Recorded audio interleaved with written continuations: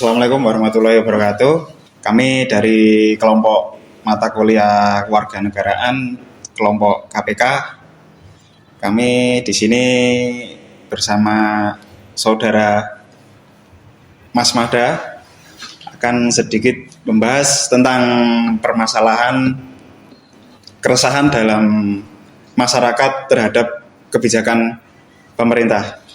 Monggo perkenalan dulu Mas Mada. Perkenalkan, nama saya Mada. Saya dari Solo. Kuliah atau sudah kerja? Saya baru kuliah di UIN Surakarta. Kebetulan ambil jurusan komunikasi penyiaran Islam di Fakultas Usuluddin dan Dakwah. UIN Surakarta ya Mas Mada? UIN Surakarta. Iya. Mas Mada ini di lingkup kawasan kampus ini aktif dalam bidang apa aja ya Mas Mada? Kalau untuk saat ini saya sudah semester 6 lah. Ini mungkin untuk saat ini saya sudah tidak terlalu aktif. Kalau dulu mungkin masih ikut UKM pas semester awal-awal dulu. Kalau sekarang mungkin hanya sekedar datang kuliah, masuk kelas dan pulang lagi. Oke. Kalau boleh tahu UKM-nya di bidang apa Mas? Dulu sempat ikut Mapala cuma 2 atau 3 semester. Terus habis itu saya vakum karena ada beberapa hal di luar kampus. Terus jadi saya tidak mengikuti lagi UKM. Tapi kalau keseharian di kampus ya masih sama sosial, masih banyak yang kenal. Oke. Nah ngomong-ngomong gini Mas Mada, kan akhir-akhir ini kan banyak ini terjadi peristiwa-peristiwa yang tidak diduga ini dalam kehidupan kita inilah. Ada beberapa kebijakan ini yang menurut saya pribadi dan bukan hanya saya ini sedikit bagi masyarakat ini tidak mensejahterakan. Itu Mas Mada kira-kira mungkin ada yang paham apa enggak Mas Mada?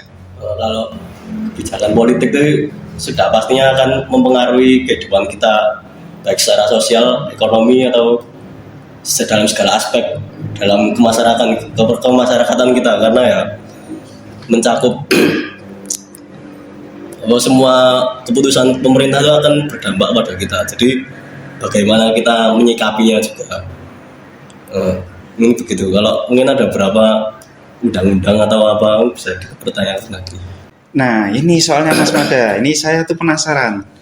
Soalnya mengenai perubahan RUU TNI yang itu jadi TNI sekarang tuh katakanlah dia tuh dui fungsi ABRI.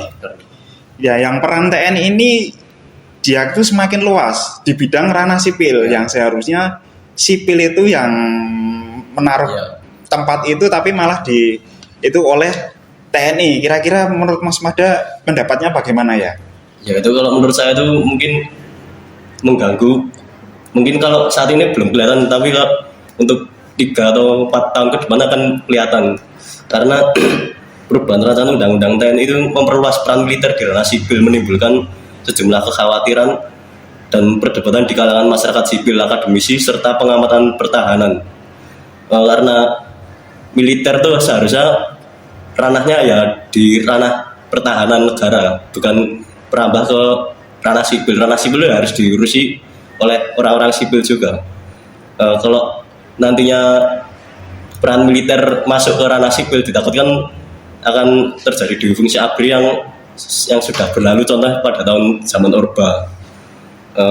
Zaman Orba kita tahu sendiri sebagai mahasiswa harusnya mencontoh kayak melihat cermin dari tahun yang lampau ke masa yang akan datang itu.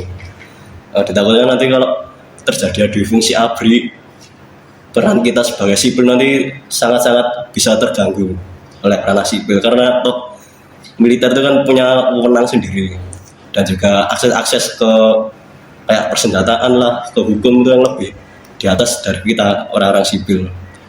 Ya jadi simpelnya tuh orang-orang sipil tuh sebenarnya dia tuh lebih memahami tapi malah diisi oleh TNI itu ya Mas ya. Ya karena setahu saya itu juga kalau di pusat tuh beberapa di kementerian itu banyak yang diisi oleh orang-orang militer aktif. karena setahu saya sebelumnya tuh militer boleh mengisi peranan sipil asalkan dia sudah purnawirawan atau berhenti dari militer. Nah sekarang tuh setahu saya beberapa orang-orang militer malah masuk ranah sipil tanpa harus mencopot jabatan dia di militer. Jadi banyak di pusat itu DPR atau kementerian itu banyak yang diisi oleh orang-orang militer tapi dia masih aktif menjabat sebagai militer. Itu yang disesalkan oleh khalayak masyarakat kita. Dan itu pun menjadi ketakutan bagi banyak masyarakat ya Mas ya. Benar. Itu dampak baiknya tuh seperti itu atau dampak buruknya tuh kira-kira tuh di peran TNI itu seperti apa aja ya Mas Mada? Kalau Mas Mada sebagai masyarakat tuh menilai dari dampak positif atau dampak negatifnya itu loh. Berapa tuh ada, kalau kita bisa melihat secara objektif itu ada dampak baik dan dampak buruk. Di antara kalau dampak baik itu saya tuh ya membaca dari berita ya, bukan dari opini saya. Itu adalah respon cepat dalam krisis.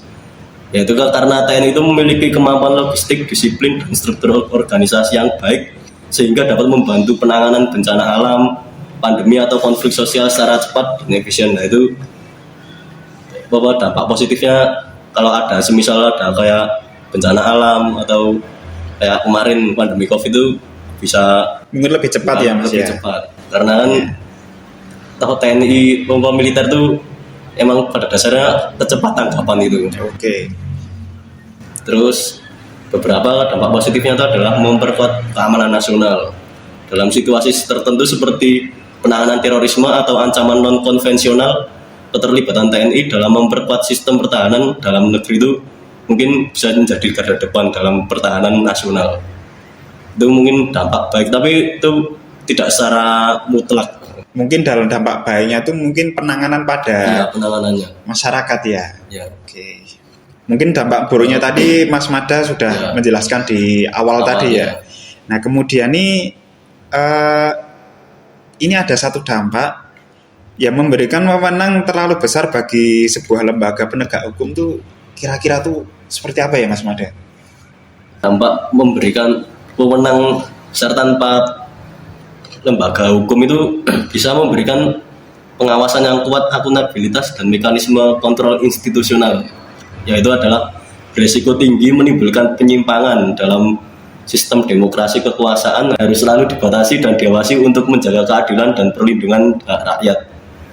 Karena takutnya kalau suatu lembaga hukum diberikan wewenang secara politis berlebihan itu takutnya mengancam supremasi sipil dan mengancam demokrasi kita tentunya.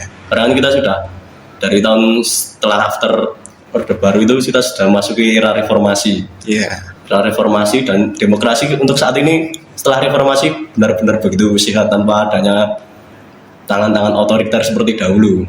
Nah, ditakutkan nanti kalau adanya suatu instansi militer atau apapun itu yang diberikan mandat politis terlalu banyak, nanti ditakutkan akan terulang lagi seperti halnya pada tahun yang itu ya zaman Orde Baru itu. Oke. Jadi singkatnya kan kita ini negara demokratis. Seharusnya kalau seperti ini tuh tidak cocok dengan visi misi negara kita ini. Karena kalau kita melihat contoh di negara-negara di dunia barat seperti Amerika atau di Prancis atau Inggris lah, mereka kan sangat menjunjung tinggi demokrasi. Mereka tuh ada, kalau sipil ya arahnya di sipil, kalau militer tidak ada yang masuk ke ranah sipil, nggak ada. Di militer tuh hanya mengurusi ranah pertahanan nasional, keamanan, yang ranahnya ya di luar, bukan di luar ranah sipil. Jadi ranah sipil itu ya harus diisi orang-orang sipil. Oke. Biar itu kesannya tuh adil ya Mas Mada ya. Sebagai masyarakat